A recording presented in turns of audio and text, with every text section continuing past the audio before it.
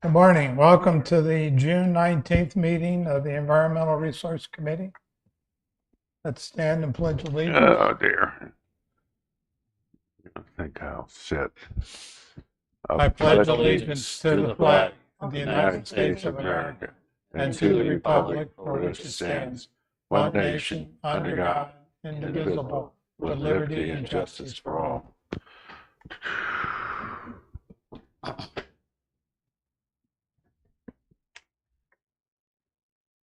Okay, we have to approve the draft agenda. Are there any amendments that anyone? Yes, John, I'd like to add at the end, I've got to share something with the committee, just call it a Don's announcement or whatever under, I don't know, something. New business? After 8, or maybe we ought to do that as part of 6A, Don. Whatever, that's fine. And then I think we were going to put sunset on here. Was that supposed to be Isn't that on here? under new business? I thought that was on here. I thought that was on here too. Yeah. Maybe we're imagining things.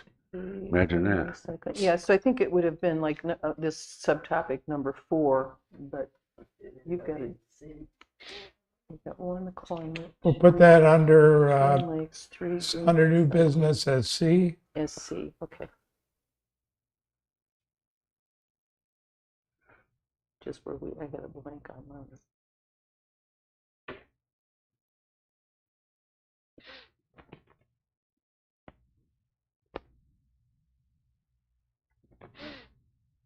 Are there any other proposed amendments?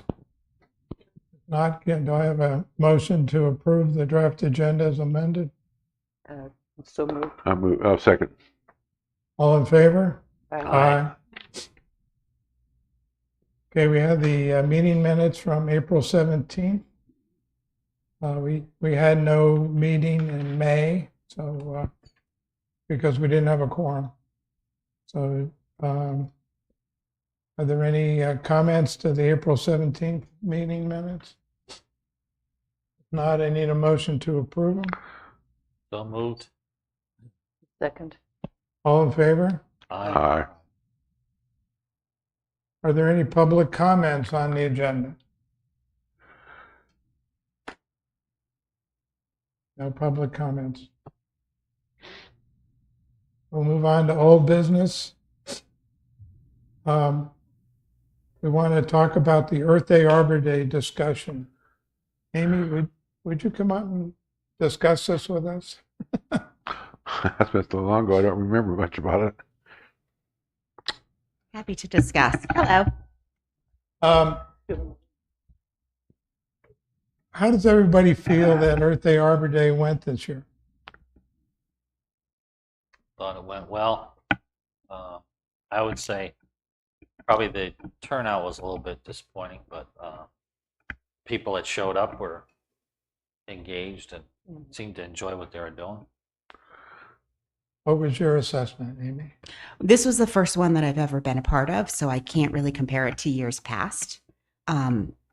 We've only done one other one. Okay. The one that was planned for last year was canceled because of weather. Got it.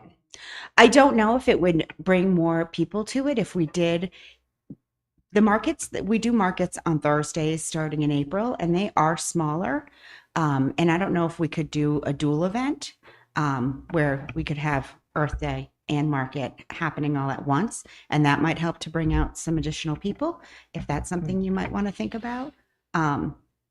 It's just there's not a lot of people around in April, I feel like, as opposed to now. Yeah. But it's for the town's residents, so we should be. Well, we've always had the idea that we wanted it to be educational, and we didn't want it to be festive. Okay. And I thought we had fewer people there this year than we had the first time. Now it is seasonal, but it was a beautiful day. It was a beautiful day to be out there. And when I got home and my wife asked how it went, I said, well, it was a great day, and people that were there, like Steve said, were good, but we just didn't have a big turnout. Mhm. John, one thing that occurs to me is that in some ways we're preaching to the choir because many of, not majority of people there are already kind of into recycling and green stuff and all that. I may be wrong, but that was kind of my take on it. I know one group, the county planning department, left about noon or so because they weren't getting that much participation.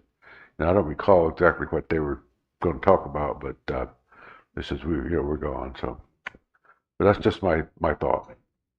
You know, when I think about last year, when did we do the town birthday celebration? Was that last year? In March. The end of March. And there was a great turnout. Mhm. So I think people will turn out if we publicize better. And I think we do need to make it more festive. I get the part about wanting to keep it educational, so maybe we don't want to have a million vendors there selling stuff, Mhm. but we might consider having a few vendors that are selling environmentally appropriate things. Mhm. And I Maybe think, you know, a lot of, birdhouses or- right, and any sort of garden Right. things, because we do get a lot of, I think that they would be appreciated there. Yeah. And we could have some food vendors and we could find someone to play some music, just to kind of elevate it. I thought you did a great job being here at short notice. I Mhm. thought the booths were great. How it was set up was great. I'm involved in a brewery Hmm. in Greensboro, and the challenge is really just from a social media blitzing perspective. Hmm. You have to let people know probably, at least 3 to 4 months, maybe 6 months. You put out a note, and then as you get closer to the event, social media is a great platform because thousands of people see it. Sure. Facebook, you've got all those pages. Mhm. And I just think you kind of have to bury in people's mind what's going on because they forget. Yeah, absolutely. And but I do think there was less, but I mean, I do think it was good. I do think it's a good idea, maybe to have some kind of Earth Day oriented food or Earth Day oriented maybe Food truck. food truck Yeah. or whatever, and or It'd be a some good type of- chance to demonstrate some of the new materials that are compostable, plates and right. So you could have silverware and food, and then you could have some type of. I'm the first year I was heavily involved with it, and there was a whole group. They didn't want to do the vendors, but there was a whole group of vendors that have Earth-oriented or Earth Day-oriented Sure. gifts that they sell. Absolutely. Another thing would be to we could move it to a Saturday. We might lose some of the county people that would be there for the educational purpose, but that might drive the attendance up. And also if we kind of tried to focus a little bit on a children's section, I mean, I think Seabiscuit was really popular this year. And if we could get Seabiscuit to expand kind of what they did, I think that it could be wonderful. I also have another vendor who comes to the market every week, and they're an alpaca farm that's nearby, and they weave this beautiful alpaca, and they will bring their alpacas if we're interested. So Also, I also agree with what Don said. You're trying to convert people, right. because the people that are already doing recycling that are into it, they're going, yeah, this is Right. great. They're validating them, but versus Yeah. people that are not. Yeah, it would just definitely, if we did it on a Saturday, it would reach a different crowd of Right. people than what we're reaching on it was a Friday. I think Candace asked me to help her call some nurseries and so forth, and that's their busy time of year. I think both of them said, "Oh, I can't come. I've been swamped with this and that They and so are. forth." So nothing we can do about that.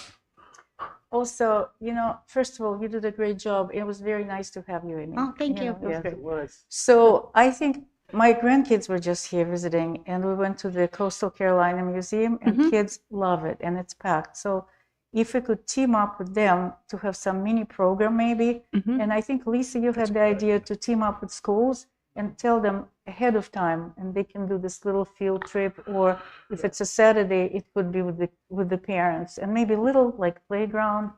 It would bring the kids. Sure. One of the Oh. things that really hurt us this year was that I think you were traveling. I was sick several people were ill, you know, so we didn't get the same head start we would have normally. Right. And Chad had been really helpful the very first year, Mhm. and he was finishing the UDO, so it just was not the ideal year to get the preparation. I was amazed we got the vendors to come, or the participants to come that we did, but I think it'd be nice, it'd be a good idea to open it up and see if we had a way. I think as far as getting school kids to come, we're better off to keep it on a school day, to keep it on a Friday. Mhm. Right, if we Well, wanted to if we could get a group, Yeah, the third graders from XYZ to come, Yeah. then that would be great. I think if we planned it ahead and had some activities specially planned for them, we could Mhm. probably do that. Yeah. So we Absolutely. can I start don't know earlier that this year. I don't know that we got much feedback from the town council about the event, but I imagine they were disappointed in the turnout. So, Yeah. Okay, so do we make the decision now to move on from educational loan only and make it more attractive?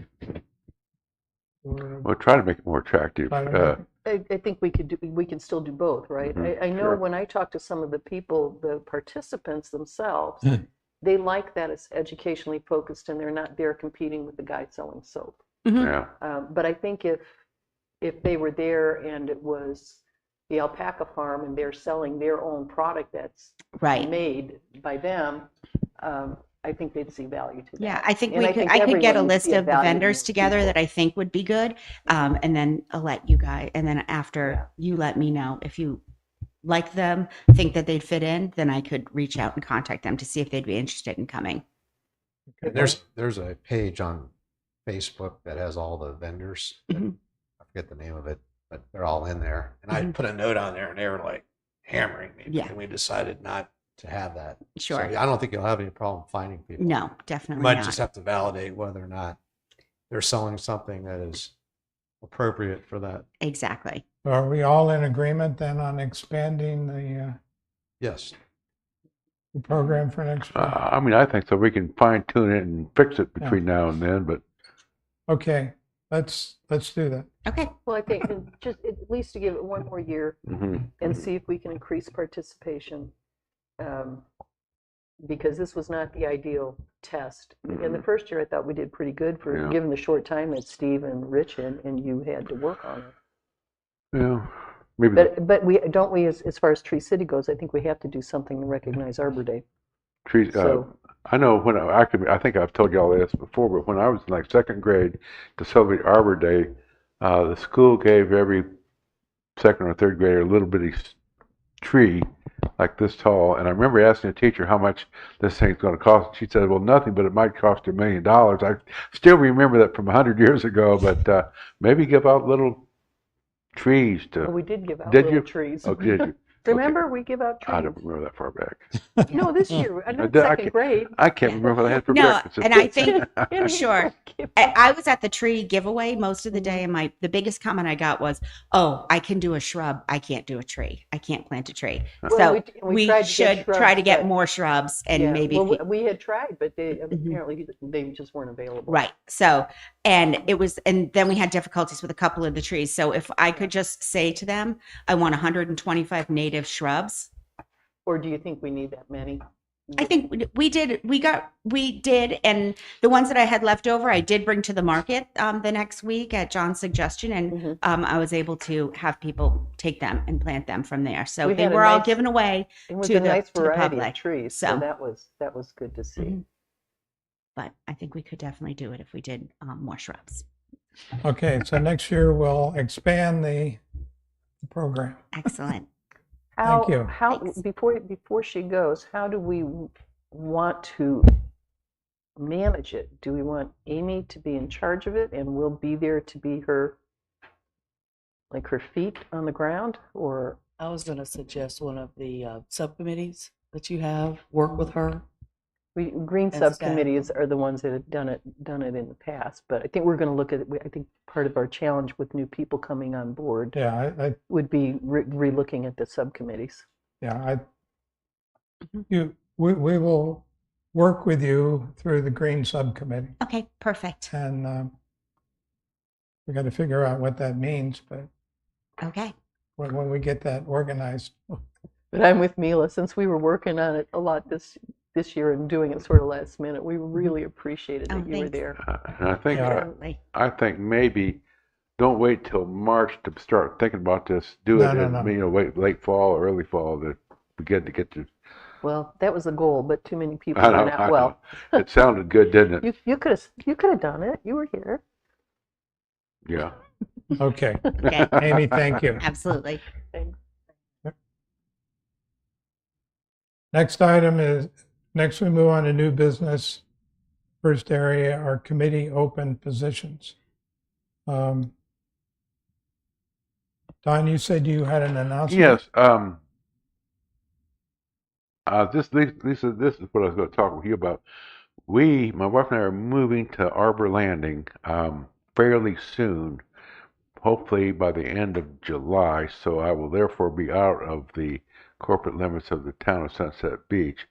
I may be here for the July meeting, but I understand, Lisa, that the council is interviewing for vacant positions. It might be good if I could resign. Retire early. Retire early to give them another pool of people to pick from. You understand what I'm saying? I do. And so I may would I submit a letter to you or to the mayor? Who's that go? What's the protocol? You can submit it to Mr. Farrell and to me. Okay, okay, good. To Mr. To me. To the mayor. I'm sorry. Yeah. Okay, I'm sorry. Yeah. So that I will email you guys pretty soon, like next 2 or 3 Okay. days. And I must say, I have thoroughly enjoyed this. I think it's a valuable asset to the community. We've covered a lot of ground. We've got more ground to cover, but I think it's important for us, the committee, to keep chugging along. Don, you've been with us a long time. Yeah. Well, I always say volunteer work is not a lifetime sentence, and sometimes, and that's the other thing. I wasn't going to reapply anyway when my term was up in November because it's opportunity for other people with different views of the world to step in. So, Okay. John, it's, if because I'm going to really miss his voice on recycling. So, you know how we can now have citizens involved. Right. Would he be eligible, or because he's not in Sunset Beach? Well, it's something to think about. We don't have Well, to answer that today, but I'd love to You- be able to you- draw on him.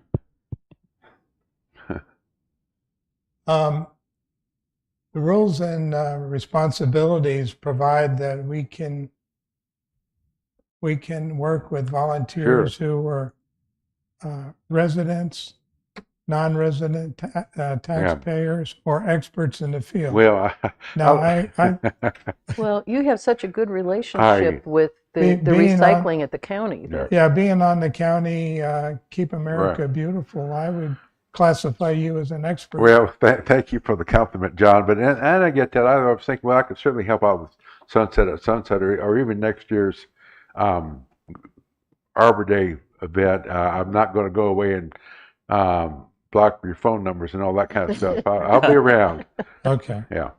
So Thank you. you'll be resigning effective immediately? I think so. Yeah. Are they interviewing now or real soon or okay? Now that they got past the conditional zoning yesterday, Yeah, then I'll, we can move on to I'll the get that interviews. to YouTube within the next day or two. Okay, Okay, great. thank you. But Okay. that's what, and I appreciate your staff support. It's been a journey, and since we were new, weren't quite sure how to do this. We've kind of learned by trial and error sometimes. Well, you've served the town well, and we really Well, appreciate I all your appreciate service. that, Lisa. Yeah, Don, thank you for your service. Well, I appreciate that. I've Thank you. enjoyed almost all of it. Oh my goodness. Okay, so we have now 4 open positions to be goodness, you- filled. Oh, I'll be around. We have 2 Tears. renewals, Talk about it. Mila and Steve Hines. And we have to replace Michael Cassidy and now Don Eckert. Do we have 4 or more? Okay. So that could work. Yeah, I think I mentioned my term comes up in November anyway, so and I Right. was not going to reapply. So Well, Don, you're not leaving us stranded. I'll be You've around. contributed a lot. I and we appreciate that. appreciate it. Just call on me. And okay. You can watch us on Zoom Right. Before bed. or YouTube, right? Is that, are those interviews going to be done now in July? Okay, so they'll be appointed in August. Okay. So until the reappointments occur, Steve and Mila can continue to serve. So we're good to go. All right, subcommittee discussions. First report is the climate change, the Jinx Creek, Tubbs Inlet. Alan, can we see the first slideshow?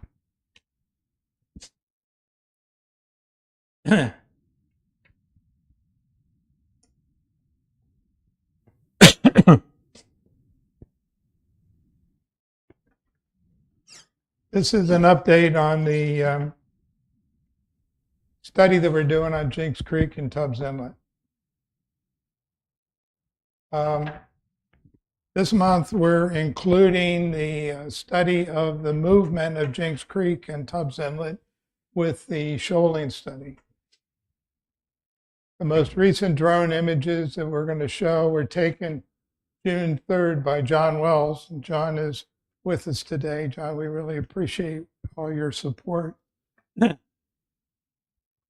we've also got drone images from April, which was the last time we had images taken. Those were done for us by Mickey Cochran. There are drone images from earlier than April, but they're in different slideshows.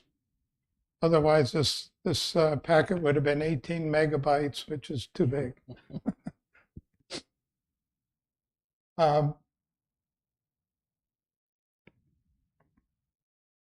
First thing I want to talk about is the Eastern Channel Realignment Project on Jinx Creek that the town is doing with Palm Cove.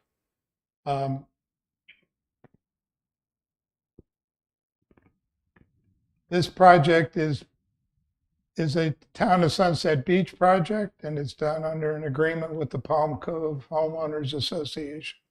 The town has submitted an application for a grant from the Shallow Draft Navigation Channel Dredging Fund. And right now we're awaiting a decision on the grant. There has been questions asked, and Lisa, do you have any more updates on this?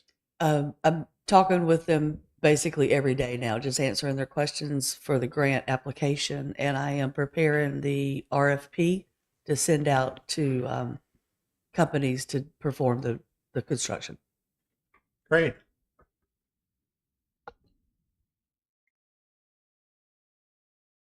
This is the original concept for the dredging that would be done. This was done by Coastal Protection Engineering, and this was included in the grant application. And John, I wanted, for people that may be watching, can you just tell us what we're looking at? okay. Down here you have the area that was dredged by the town.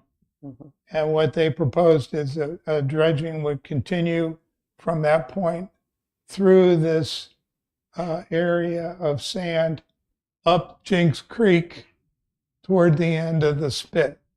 This outgrowth of sand is called a spit in marine science. This is a concept. It's not a final design by any means. This design was reviewed with a bunch of regulators, and everybody seemed to agree that it would probably be redesigned by the time it was finalized. So I put this in here for you to see what the original idea was and to think about this when we look at the drone images that we're going to see next.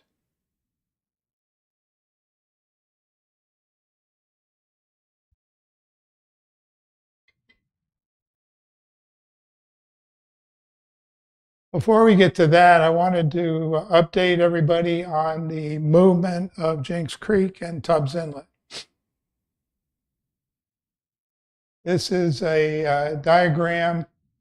What we have here are lines that are the outline of the shoreline of this spit. The shoreline of the channel actually in 2017, in 19, in 20, 23, and 24. So as you can see, the channel that was here up against the end of Ocean Isle Beach has moved over here into the middle area between the two islands. Yeah. That movement Yeah. is possibly a migration of the channel, but it's possibly just an oscillating movement of the channel back and forth between the two islands. And we won't know until we know. At the same time, here on Jinx Creek, we see the same colored lines, and we see that Jinx Creek has moved to the east over time. And as it moved to the east, back in 2020, it severely eroded the shoreline on Palm Cove. This area. As it moved eastward, it moved beyond Palm Cove and is now eroding the area beyond Palm Cove to the east. Looking at the spacing between the lines, it might have slowed down. That migration might have slowed down. But we're watching because, as you'll see in the photographs, and this spit is getting narrower. And as the spit gets narrower, it's also getting longer. And we don't really know what's going to happen, and we won't until it happens. But a lot of it is determined by the angle of the channel coming into the inlet from the ocean. As you can imagine, if the angle is to the east, that is going to cause erosion along the shoreline. But what you'll see is that over time, this inlet, this channel has moved more towards the center, aligned with the channel this way. So there's less erosion along the shoreline.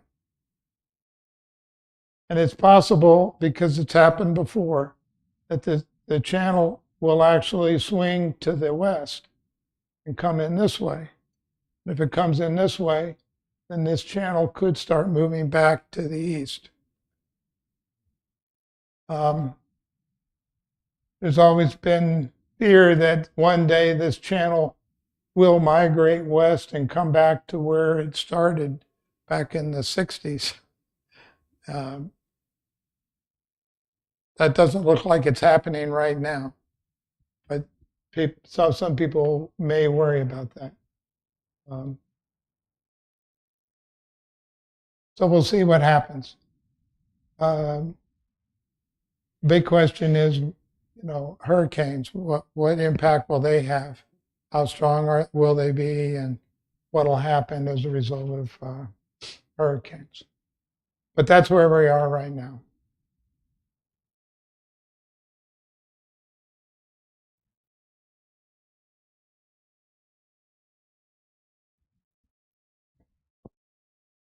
All right, June 3rd.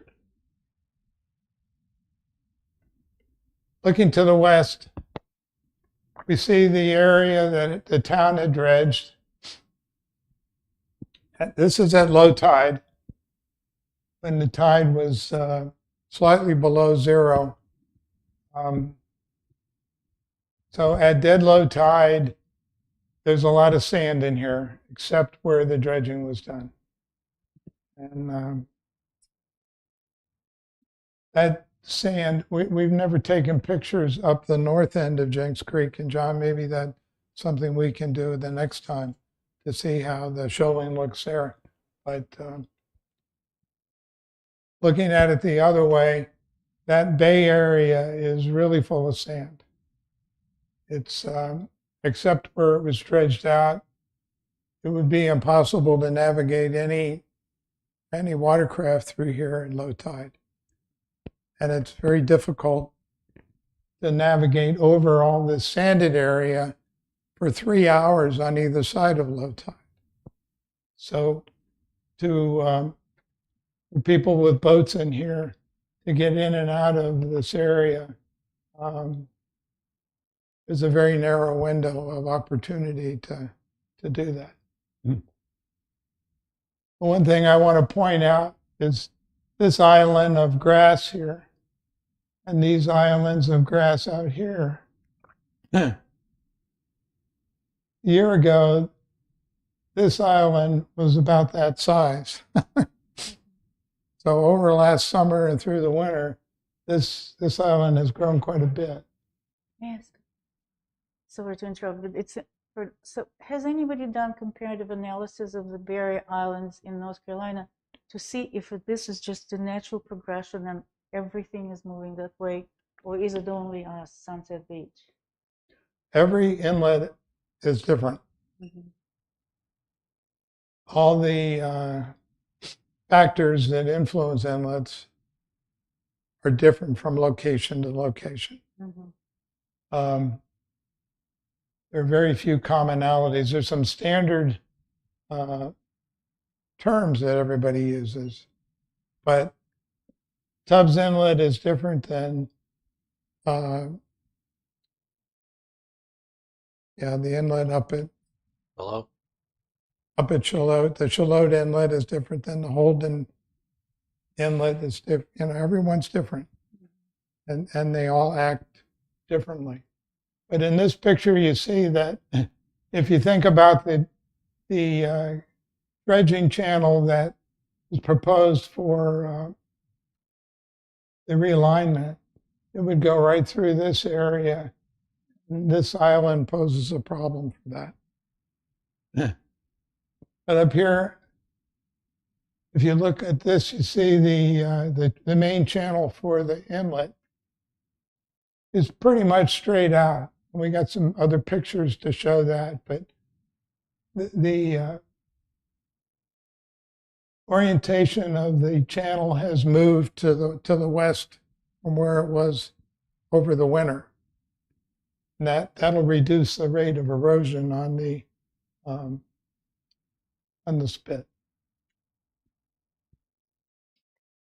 This is the shoreline in front of Palm Cove. This is where the channel has washed out beyond Palm Cove. This dark area is a big hole that's been created in the sand by the swirling of the water. When the tide comes in, the tide runs down this channel, washes in here, swirls around, and then goes out into the rest of the bay. And that's what causes this dark area, which is a deep hole in the water.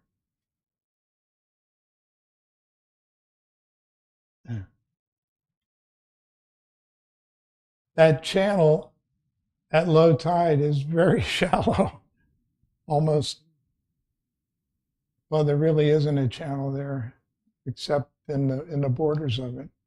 But there's also another dark area around this grass area. These grass areas used to be farther away from the channel than they are now. If that channel keeps migrating to the east, it'll wash those away. You can see that dark area where it is washing around the grass. And when you look up at the top of the spit at low tide, you can see how shallow the water is there. The channel for the realignment would have to go all the way out through there in order to open that up for navigation. It just shows more of the shallowness of the channel, but it also shows an area here where breaching is trying to occur across the spit. Breaching is just a channel that washes across and would open up flow, and there's just not enough flow there to force the breaching across. We started seeing that last November. It showed up, it was quite a bit more pronounced, and then it disappeared when it filled in with sand. Now it's trying to come back again. But this also shows, if you look back at the end of the dredged area in the bay, it shows the interference of the islands. It's going to be challenging for the engineers to work around those grass islands.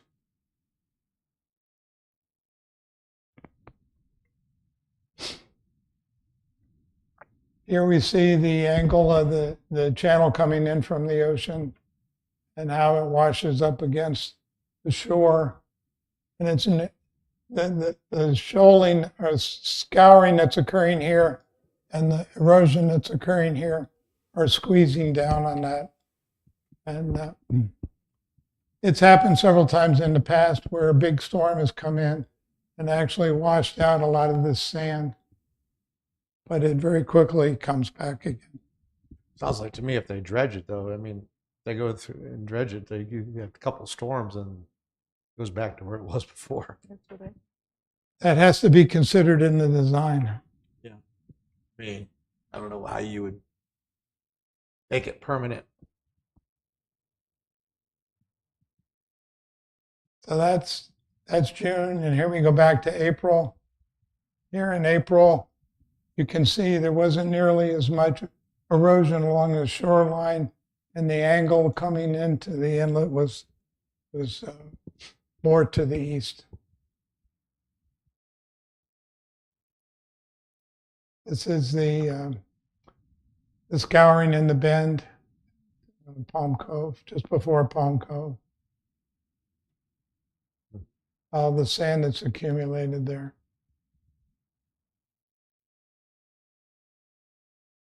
Here you can see the same marks for the breaching that was present then. Actually, it looks like it's more pronounced then than it is now.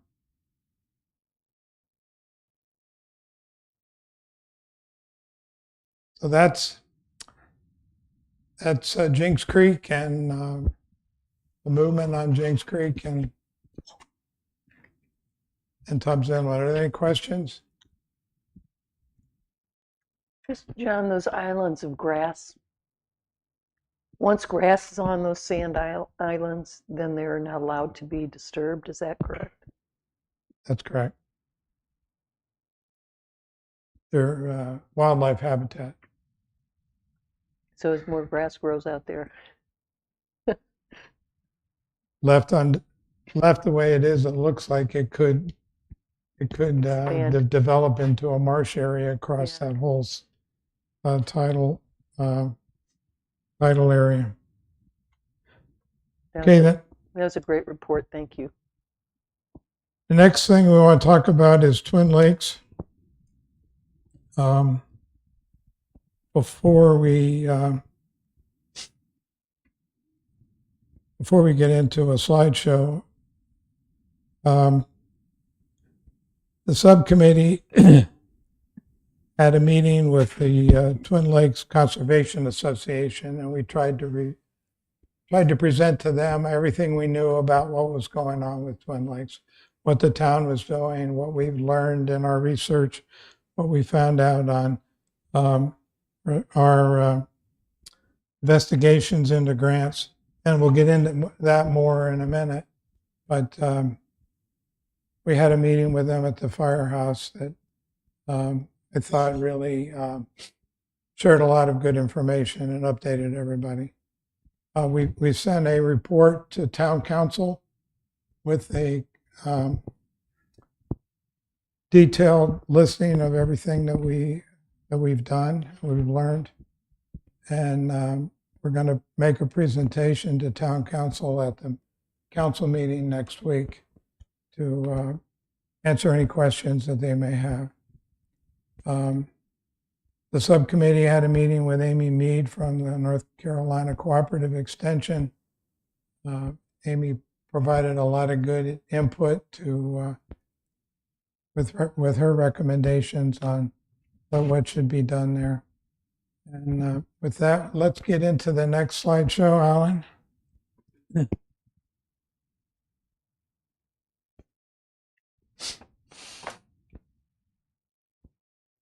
This is the motion that was passed by the town council, just to remember.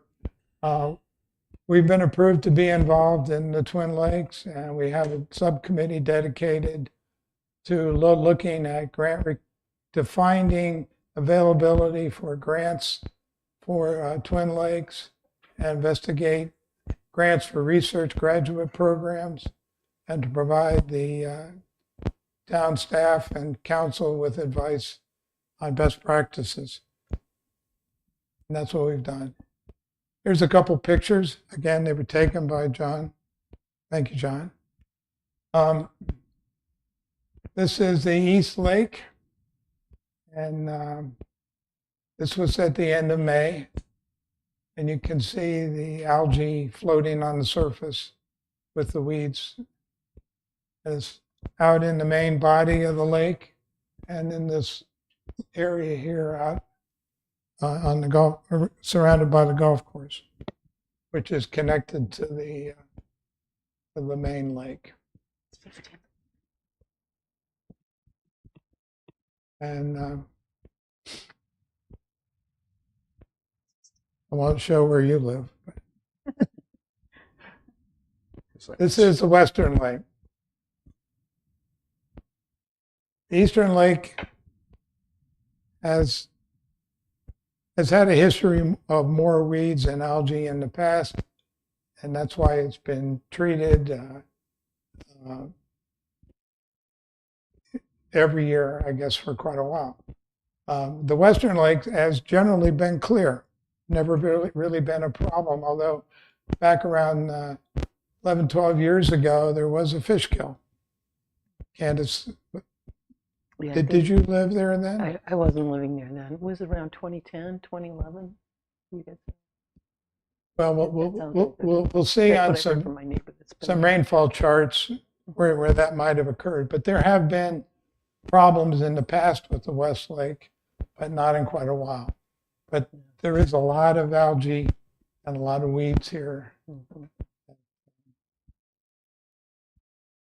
Really, we have to do something about.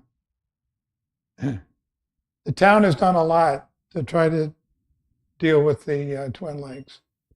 They've contracted with Stillwater Ponds and Lake Management. They had a contract to treat the East Lake for the whole current fiscal year. And they contracted to treat the West Lake for May and June. But it hasn't gotten started yet because of regulatory delays. Stillwater did a water sample analysis and provided some identification of weeds that we've used in communicating to the world what's going on. But the treatment of the Twin Lakes was stopped in June, the day before Stillwater was scheduled to go out and treat the West Lake. And the town's working with the DWR to get clarifications and approval to resume treatments. This is a water quality summary that Stillwater did. The salinity in the East Lake is 1,000 parts per million. It's 7,000 in the West. The West Lake is much more saline. It's much more like salt water. It's very brackish. The pH is a lot higher than the East Lake. And then all the other water quality measurements are here. But the dissolved oxygen levels on both are pretty high. There are some questions about this because this water sample was taken at the surface level of the lake. We don't know where in the lake it was taken, whether it was along the shoreline or out in the middle. But At depth, it's quite possible that the oxygen levels are different. But there haven't been any reported fish kills yet, so we assume that the oxygen levels are sustainable. The other thing about this that we have to remember is that 2 days before these water samples were taken, there was a big rainstorm. We had about 2 inches of rain that fell. And that washed a lot of water into the lakes.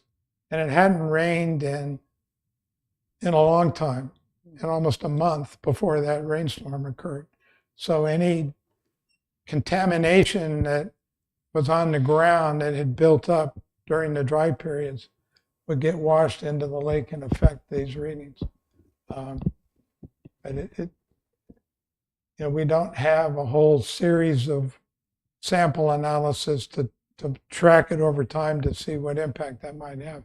But on the surface, we have a fairly freshwater lake in the east and a very brackish water lake in the west.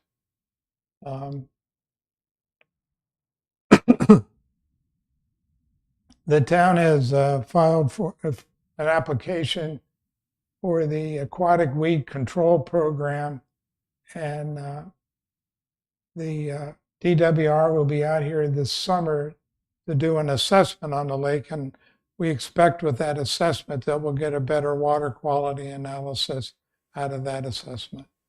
But the weed control program is only for weed control. It doesn't address algae. We need to have something different for algae. We worked with the town, and Lisa submitted the application early.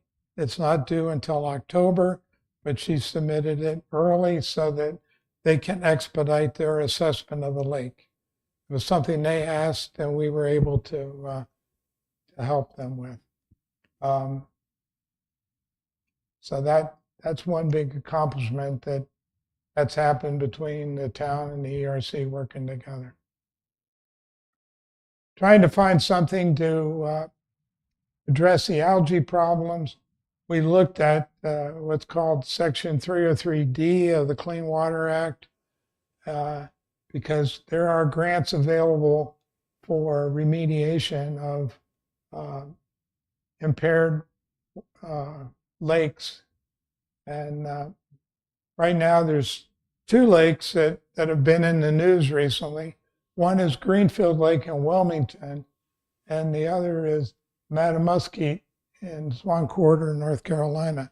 These Green Lake's a little bit bigger than the Twin Lakes, not hugely, but Matamusket is much larger. I believe it's the largest lake, freshwater lake in the state of North Carolina. And Greenfield Lake has had problems with weeds and algae for a long time. They were declared impaired 10 years ago.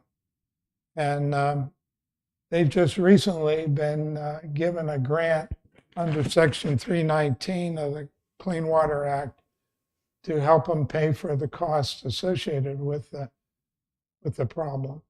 But to get the town qualified under 303D would take years of time, a lot of money, and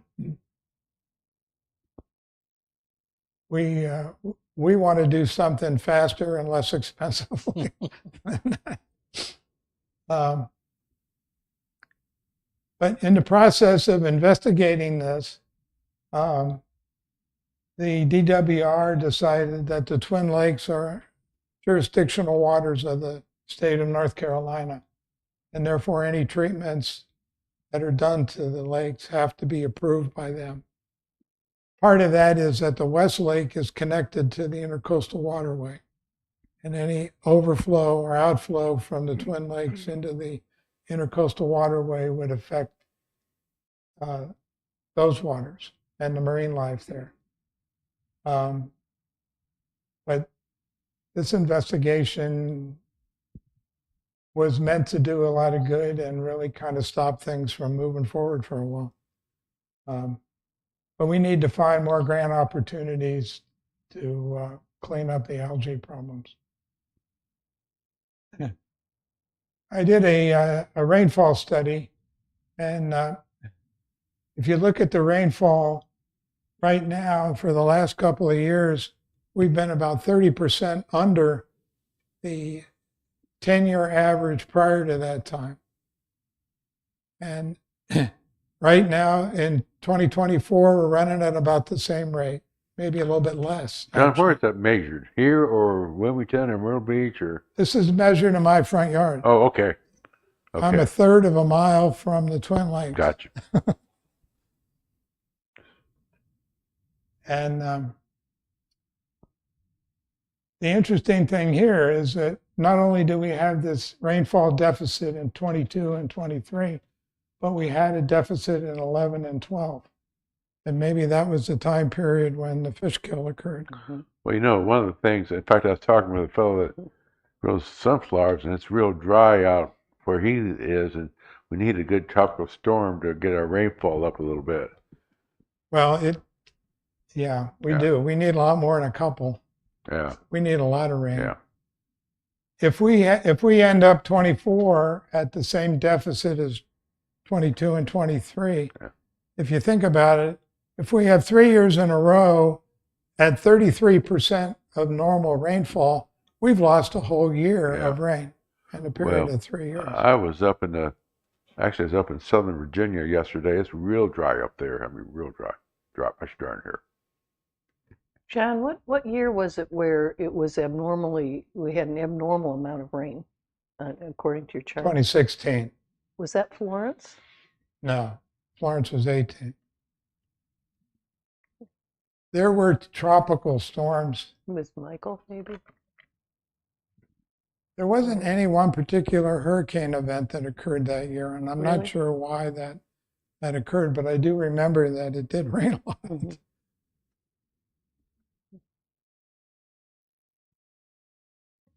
So we've had 2 years at 30% less rain than average.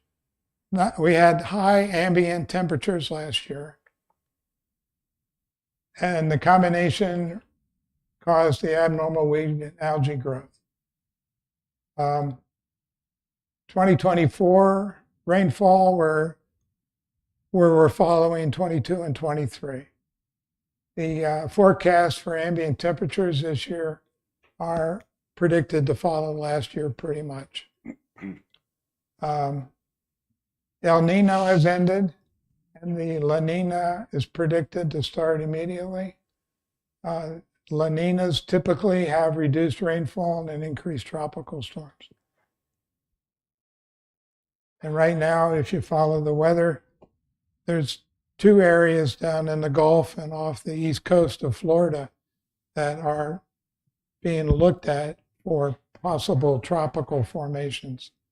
And Tampa just got missed, I think, by all that rain that hit southern Florida. But we've done a lot of other research. Mila had contacted Professor Larry Cahoon in UNCW. He's been a wealth of information. He's a professor in the Department of Biology and Marine Biology at UNCW. He's got several papers that have been written that talk about Twin Lakes. Back in 1989, he was contacted by the golf course to come to Twin Lakes and look at a fish kill that occurred. And they had a team of students come down and did a study, and they wrote a paper about it. We've got a copy of the paper. And then a little bit later, there was a big study that looked at fecal contamination in freshwater lakes throughout the state. And the Twin Lakes were included in that. And he was part of that study. So he's got 35 years of experience and knowledge with the Twin Lakes. Wow. And he's been a wealth of information for us. We did investigations on the 303D. And what we found is that not only is it possible that the Twin Lakes could qualify as being impaired, but the ICW is impaired. In 2022, it was declared to be impaired. And that's one of the reasons why they're concerned about what might come out of the Twin Lakes into the ICW, because they don't want to make a bad situation worse. Professor Cahoon is a very strong proponent of mechanical harvesting of the algae. And he got us connected into Solitude Lake Management. And right now we've requested a proposal from them for mechanical harvesting on the lakes, just to get an idea of what the costs are going to be and what would be involved in doing that. Because we can look at videos and see how it's done, but until we know what it costs, we don't know enough.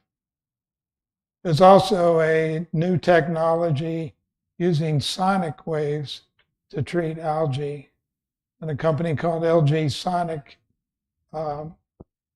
offers this technology, and I've had some conversations with them, and they've sent some information, but I'm not sure that would work for us. It would work on the West Lake. It wouldn't work on the East Lake because it's too shallow, and it is probably more expensive than. So is the lake fed by springs or is it fed by Lackawanna River? I mean, what? It's fed by Calabash runoff. runoff. Yeah, there's no connection to any other stream. Like one other comment too about the water quality. I noticed like in the winter, and it might be because of less activity, the water in the intercoastal, you can almost see the bottom. And then about now, or May time frame, it turns like dark brown basically. And it's clear up by Ocean Isle, but for some reason, wherever down in the Sunset area, I don't know if that it have nothing to do with the lakes, but I do know the ICW gets really dingy looking. I don't know what causes that.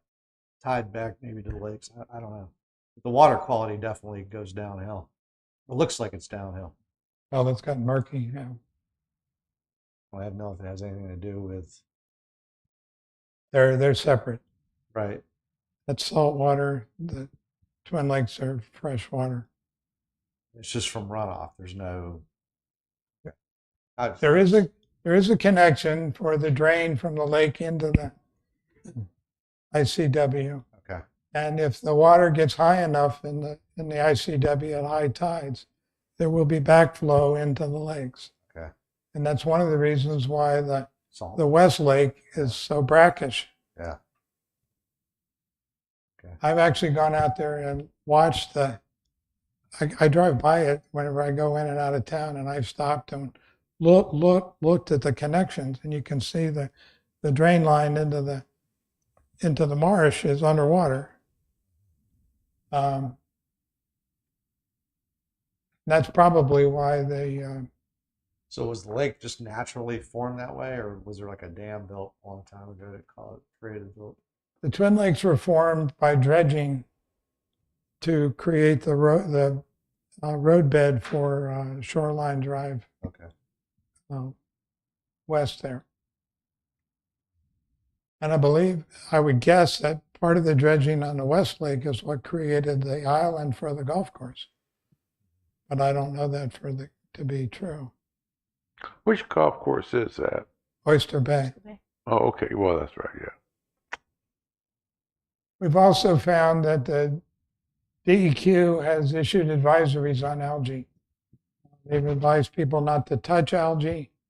Blue-green algae can become toxic. It can cause public health issues.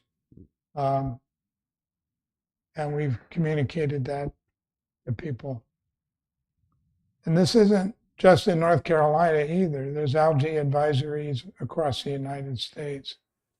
I'll talk more about that later. So what have we learned? We've learned that there's a long history of weed and algae growth and fish kills with Twin Lakes.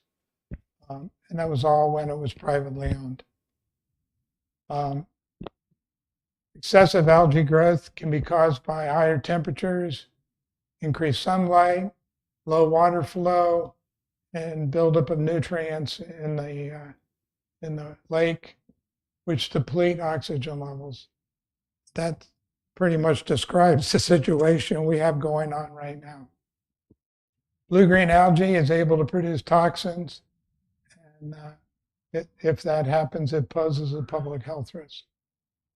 The treatment options for the lakes, chemicals, herbicides and algicides, mechanical harvesting, or dredging the muck out of the bottom of the lake. Dredging is the least desirable because it's the most expensive. And I've heard estimates of $10 million to dredge those lakes and clean the bottoms of them. And, those lakes are considered a wildlife refuge. Dredging those lakes would be an environmental issue for the wildlife that depend on that lake.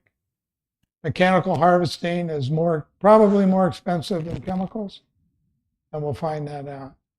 But mechanical harvesting will remove the weeds and the algae from the water, and will also remove some of the muck on the bottom of the lake.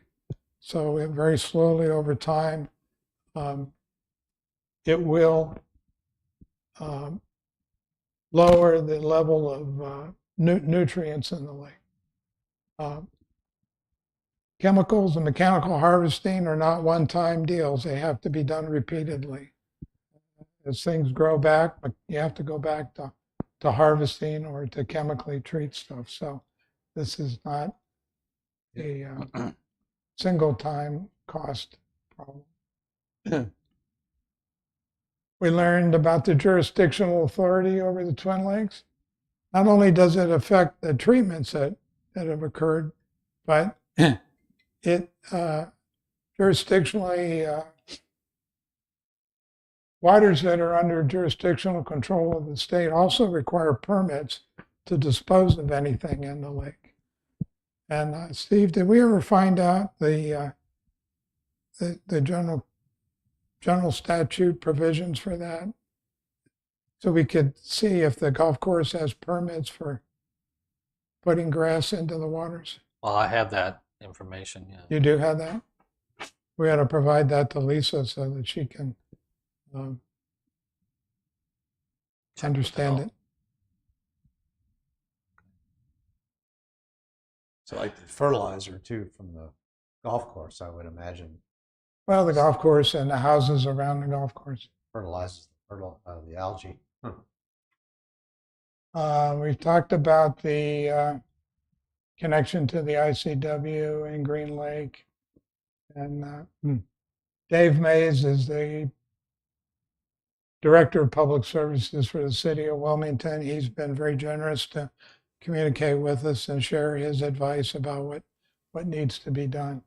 They chose to buy harvesting equipment that's used by city employees to keep the Greenfield Lake clean and open for people to use it in town. Now in City of Wilmington, Greenfield Lake is a park, and maybe someday Twin Lakes will become a park in Sunset Beach. But because it's a park in City of Wilmington, it's used for boating, and they have to keep the weeds down to let people use the lake. So they made the decision to buy their own equipment. Professor McCahoon recommends mechanical harvesting.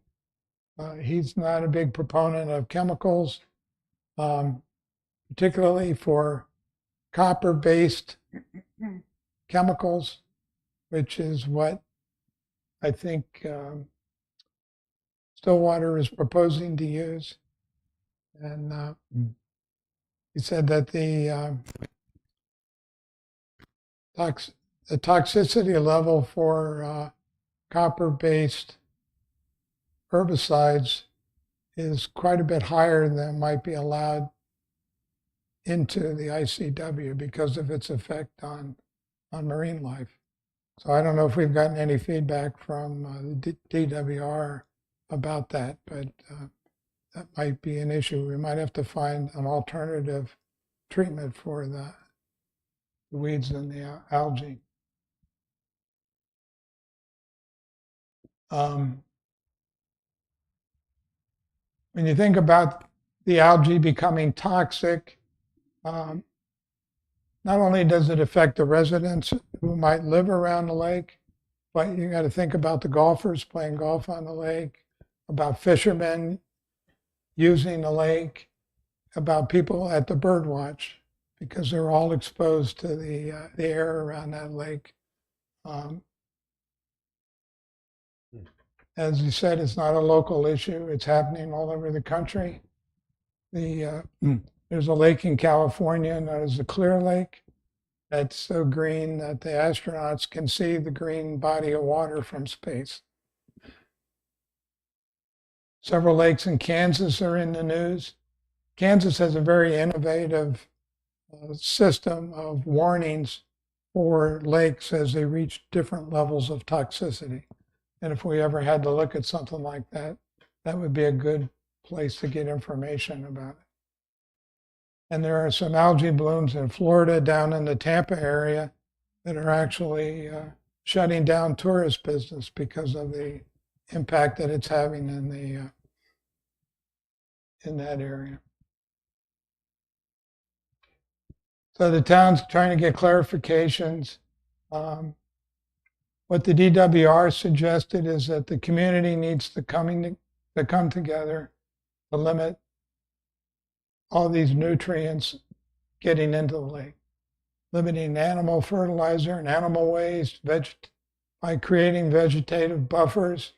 In other words, not mowing or cutting the grass right up to the edge of the water, but leaving a buffer of growing grass. Putting rain gardens, and it's not just rain gardens on the houses that live near the lake, but it's rain gardens in the houses that are in the drainage areas that feed into the lake. And there's a big community that goes beyond the border of the lakes where the water, stormwater comes down and runs in. Stormwater comes from those areas and runs into the lake. So all those places, putting rain gardens in there would be good.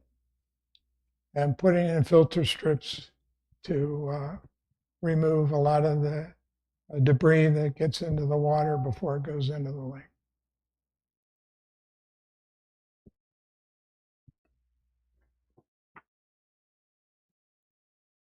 The only thing here I haven't talked about is that we recommend that the algae be tested periodically to know if and when it becomes toxic to protect the public health.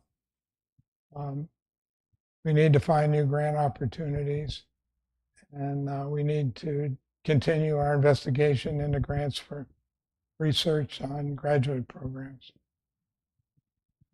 So in addition to that, UNC Extension also recommended, in addition to harvesting, dredging, and chemicals, application of sterile carp, bioblocks, and aeration as remedies as well.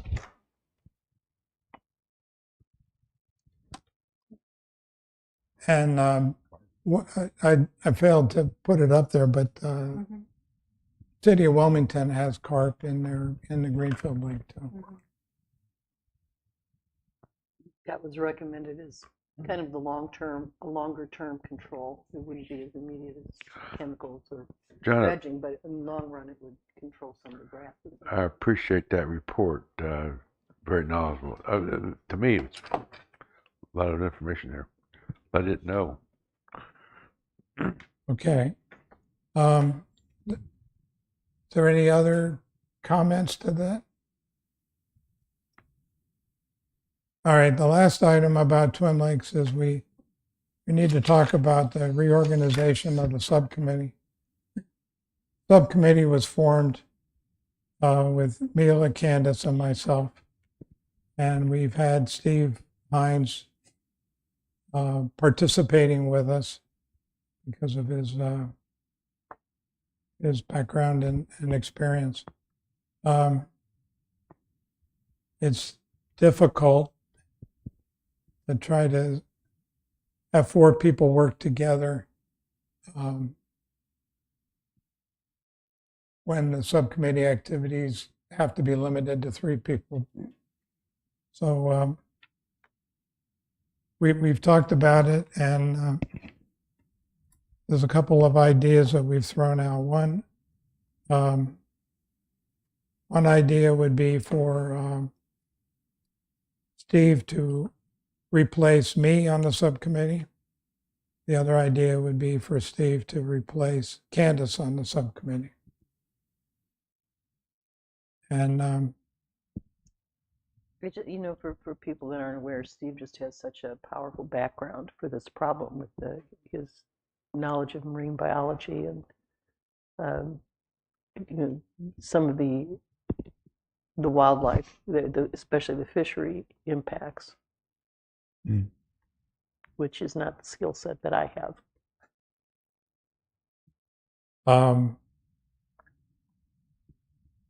I guess Candace is willing to step down and be a volunteer like Steve has been.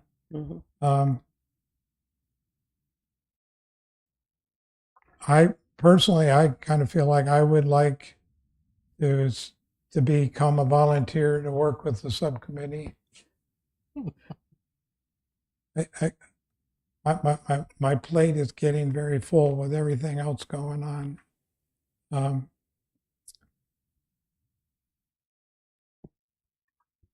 So I would like to suggest that the subcommittee be reorganized with Mila, Steve, and Candace. How does the subcommittee feel about that? I have a comment. Well, first of all, I have to say that, John, your participation and guidance has been invaluable, but, you know, we love to have you on the committee, but I understand that you can be stretched thin. However, what I'm thinking is this: we have 1 month, neither Steve or I are reassigned yet. So I think we are going through the process of pulling from other people. So to put people on the ERC, because we have 4 seats. So maybe we should wait till the ERC has been appointed with new people, new blood coming in, and then we can reassess, because we have only 1 meeting in July. Steve and I will be there, we'll be there. And then in August, when new people are assigned, maybe then we can look into it. Will you be here? Huh? Will you be here? I will be When here are you through the going to be gone? 25th of July. But not in August when the new people will be appointed.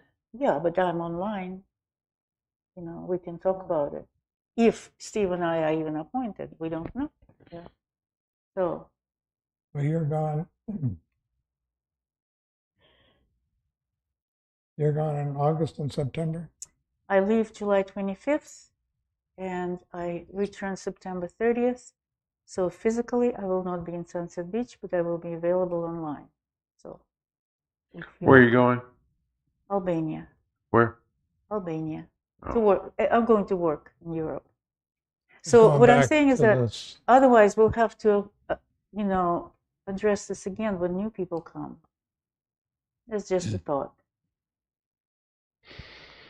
What are your For thoughts? the short term, just to accommodate, because I get it that you've got a lot on your plate, John. Well, I've To, also to got, let Steve just step in until we do a reorganization, say in Yeah. August when we have the new people Yeah. appointed. Yeah. How does that sit with you? Just transfers that burden to Steve from you. So for July, it could be Candace, Steve, and I, and then we'll reassess again.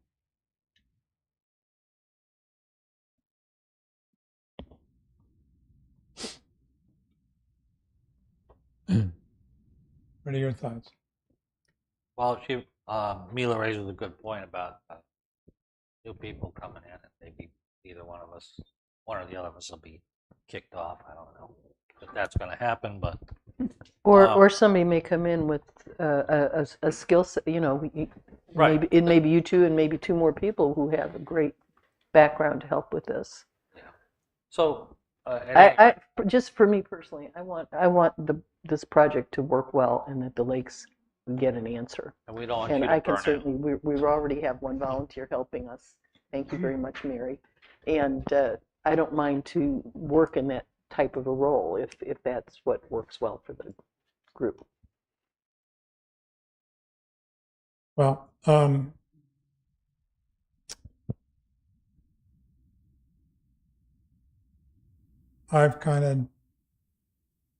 I do what I always do, and I sort of grabbed the bull by the horns and ran with it. And I would like to kind of transfer that knowledge. And it would have to be to you if she's going to be gone in August and September. September, yeah.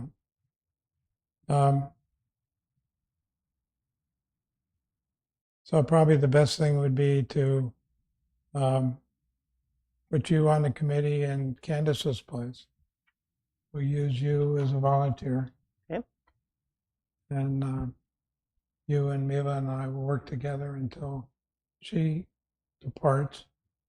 And then we'll have to look at the new people coming on board and decide where to go from there. Mhm. So we can do that.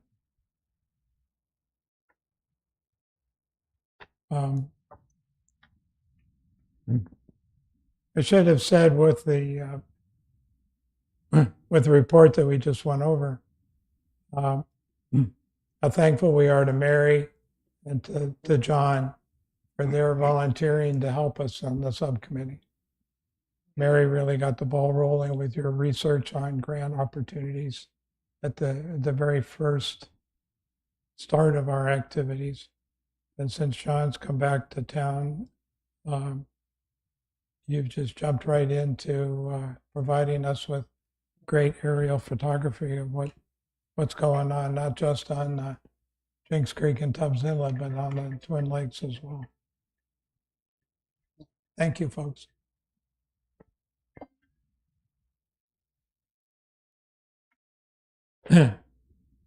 All right. Is there anything else on Twin Lakes? I think we've exhausted that. The next is the Green Recycling Subcommittee. Don, is there anything? I don't have a report. Okay. And I think from the green side, we'll be, I think it'll just be, well, you've been on the recycling subcommittee. The green we'll have to revisit in August the same way to see who's going to be on that. And then at that time, start working with Amy to get ready for the next Earth Day, Arbor Day.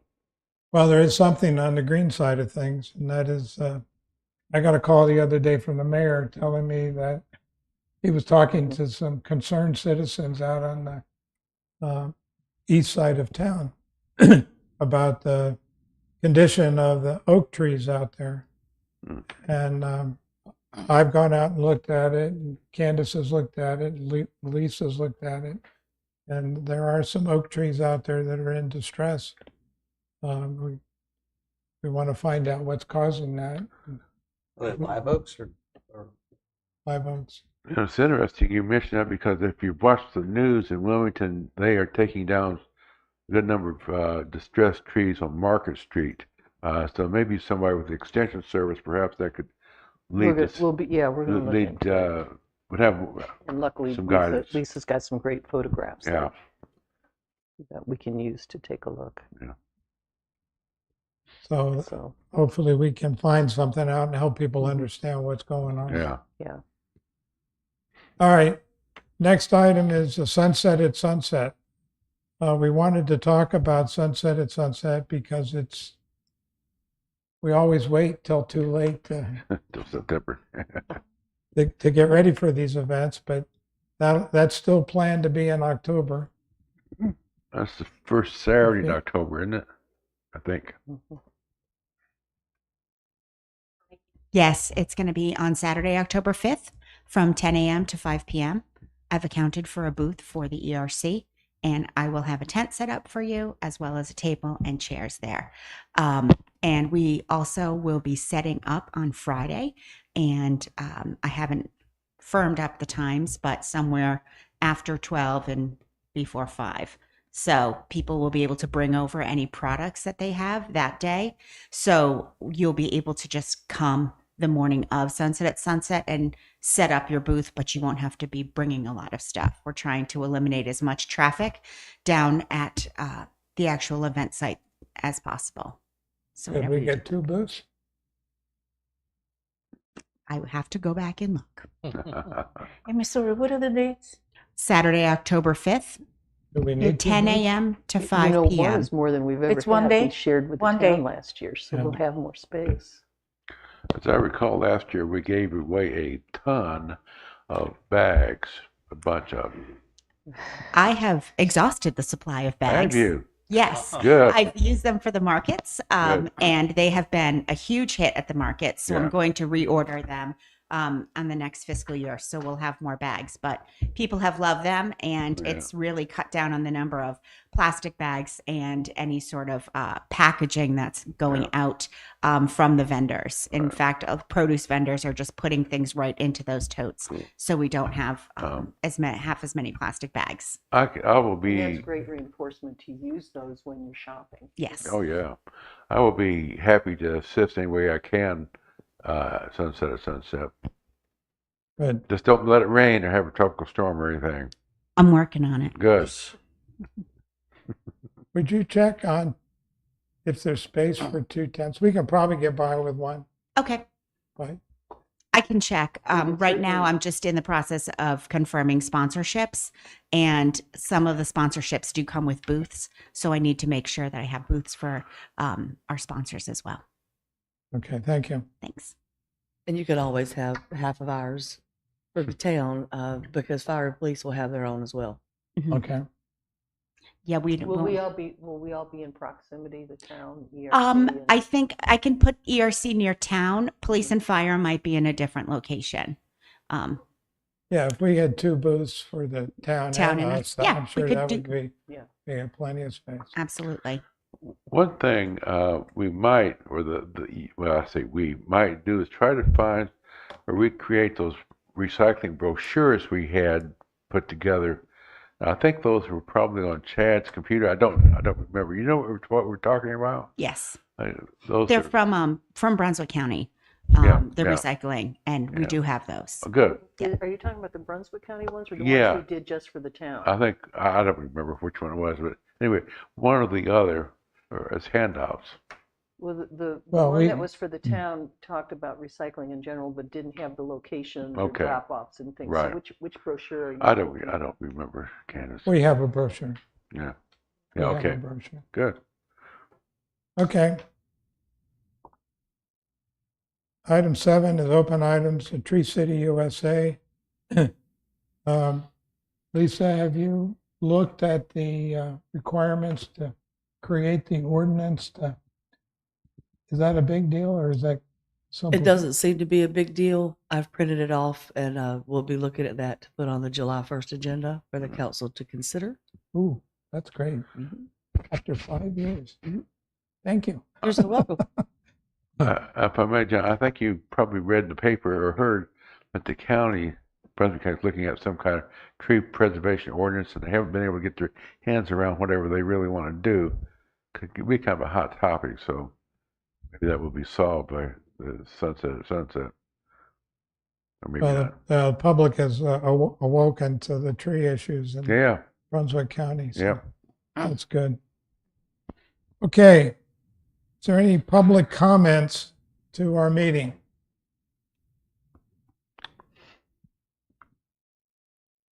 No public comments, and we need a motion to adjourn.